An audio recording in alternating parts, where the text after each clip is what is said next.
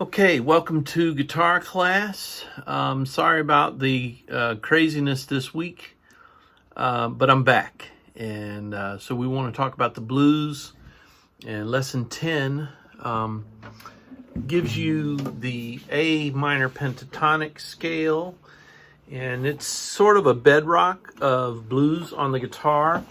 And why is that important? Well, blues forms kind of like a foundation for improvisation in rock music, bluegrass, country, R&B, gospel music, funk, rock and pop, all types of music. You hear these scales and they've kind of become embedded into American musical culture. So especially on the guitar, people have been using this particular scale for as long as that the blues has been played. And so you'll notice a few symbols on the music. If you look in your book at the top, you'll notice a Roman numeral 5. And what that tells you is that you're going to be in 5th position. In other words, your first finger is going to be on the 5th fret throughout the scale. There's some more numbers. The fingering numbers tell you which left-hand finger you're going to play. Okay? If it's first finger, it'll be on the 5th fret because you're in 5th position. All right. And then the other numbers that are circled are to tell you what string to play the notes on following that number. So, for example, the first note, which is low A, on the 6th string, 5th fret with the first finger, okay? And it's 6th string because that 6 is circled, so that tells you 6th string. Roman numeral tells you 5th position, 1, 2, 3, 4, 5, okay? And then 1 and 4 are the fingers, and the notes, of course, are A and C. So that's the 6th string notes, and then on the 5th string, it's 1 and 3, which is the D and the E. Then the next string is the G and the A, which is on the 4th string. On the 3rd string, a C and a D, okay, 1 and 3. Now it goes back to 1 and 4 for the last 2 strings. 2nd string, E and G. 1st string, A and C, okay. Now I'm just going to play all of those in sequence, in tempo. Please play along with me if you can. If not, then work on it some and then come back and play with me again later. 1, 2, 3, 4.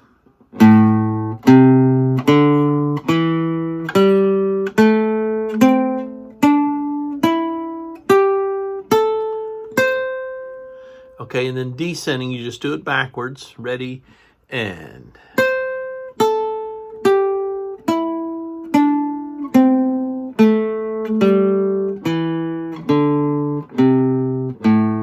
So that is the A minor pentatonic scale. Now I'm going to do it just a little bit faster. One of the things that's really important, especially for the raw beginners, is just getting the notes to connect. So this is what I often hear from my beginning students. It's like... So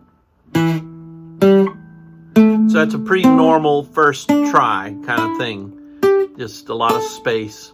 But as soon as you can, you want to work very hard to connect the notes and let the sound continue, like I'm doing here. All right. So let's say you've got that down, and now it's time to try to get the tempo up a little bit. And so we'll try a little faster. 2, 3, 4.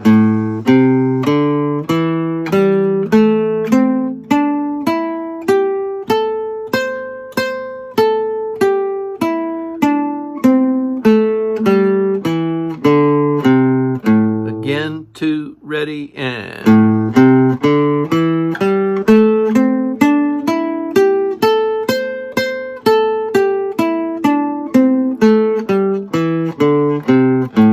Okay, and then you can do 8th notes. 1, 2, ready, and...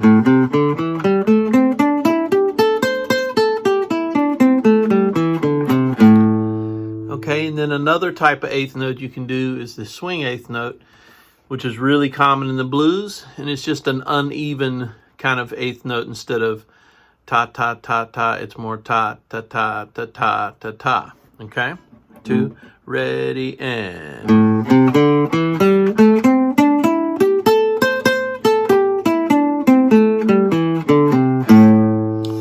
Okay, now let's play the blues progression, and I do want to teach you the turnaround that is at the end of the blues. If you look in measure 14 on the blues progression, blues in A with a turnaround, those notes are what's called the turnaround, and they can also function as an ending. Okay, and it just depends on what chord you put at the end of the series of notes. Okay, so this is the lick itself. It goes like this. Then if you go to the 5, it's a turnaround, and the 5 is E in this key. But if you go to the 1, it's considered an ending. So let me show you how to play that. So you have an open A, 5th string open. Okay, that's the first note. And then underneath the next note, you see a Roman numeral 4. Again, that's what position you're in. So you're going to put your first finger on the 4th fret. That gives you a C sharp. Okay, again, we're still on the 5th string. And you can tell that because of the 5 with the circle around it. That tells you that you're on the 5th string. Okay, so here we go. So open A, first finger on the C sharp, second finger gives you the D, third finger gives you the D sharp, and then E with the 4th finger. And then again, if you go to the E7, it's a turnaround. Whereas if you go to the A7 next, it's an ending. Okay, so I'm going to put that in time. 1, 2, ready, and. As a turnaround. Okay, and sometimes you'll hear me play it like this.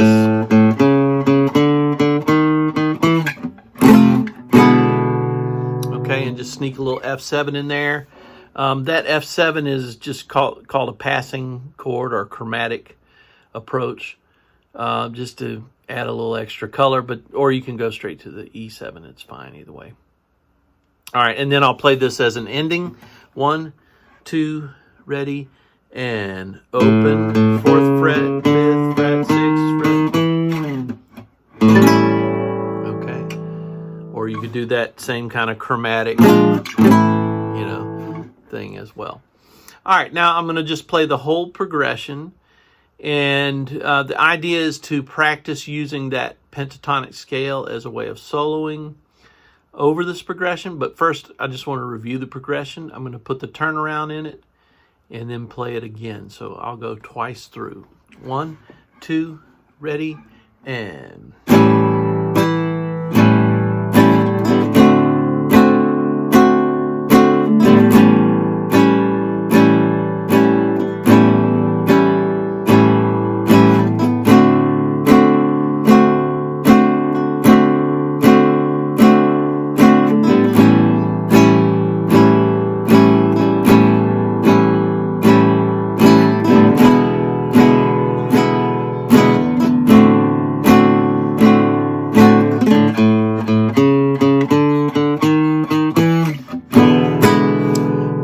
Back to the beginning.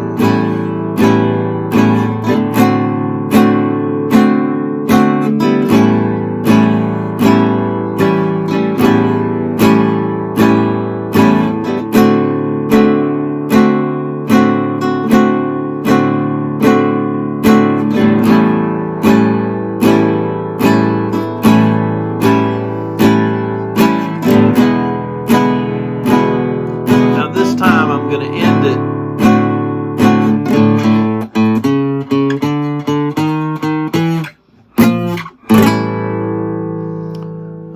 So I went to the A7, which is the 1 chord, and that brings it home. That makes it an ending.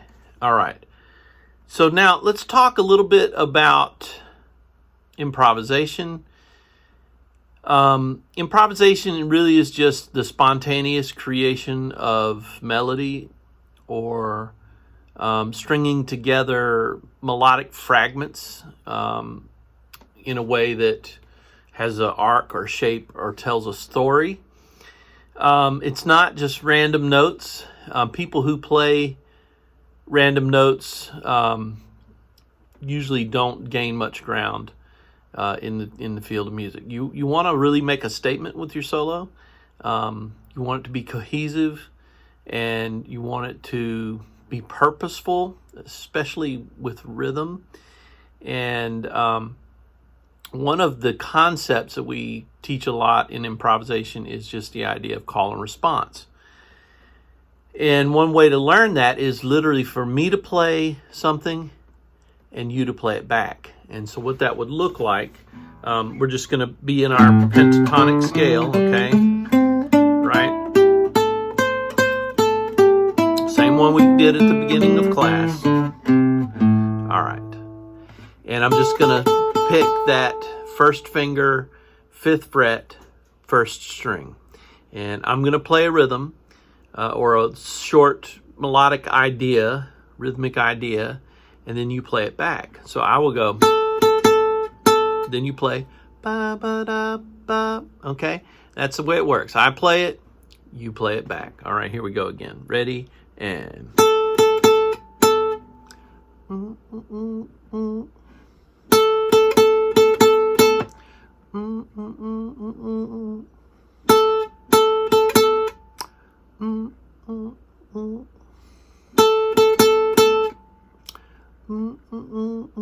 okay, you get the idea? And it's just imitation. If you didn't get it the first time, you can always rewind the video, go back to that spot and try it again. Now I'm going to add a note this time, and I'm just mostly going to use the A, which is the first finger, the same one I was playing, and the 4th finger, which is the C on the same string, okay? 2, ready, and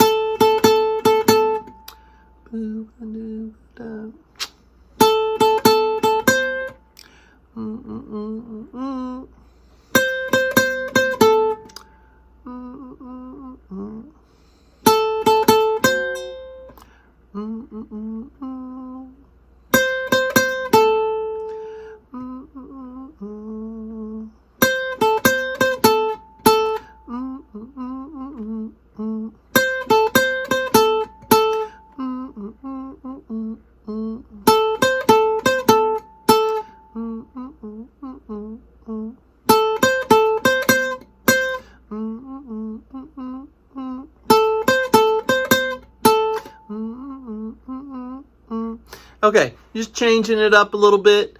If you didn't get every note, that's fine. Okay, but just the general idea. A short melodic fragment is often referred to as a motif, and we do talk about improvisation in terms of motifs. Now, to make a solo out of all of these is the next thing to conquer. And what I would like to do is put on a track and kind of play a solo over top of that track, and then I will leave you a link or something to where you can also practice soloing over the same track. Okay, this is a backing track called Slow Blues Guitar Backing Track in A. It's nice and slow. It gives you a count off, and then you're off and running. I'm just going to use the A minor pentatonic scale, the same one we did at the beginning of class, and I'm going to string together those motives, hopefully in a way that makes sense as a solo, just to demonstrate. Here we go. 2.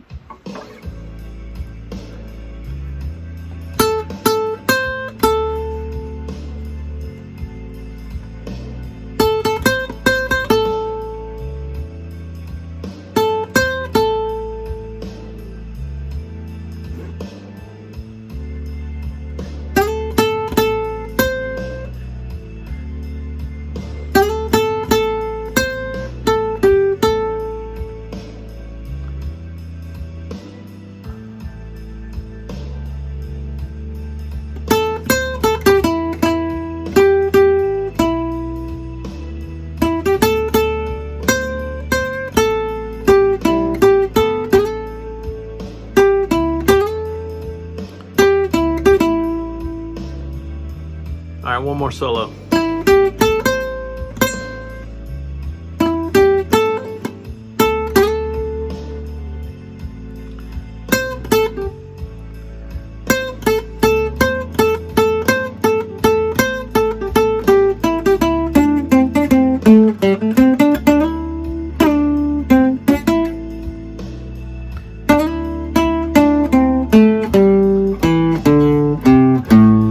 That one went the whole length of the scale. You don't have to do that. You can just keep in a smaller area if you want.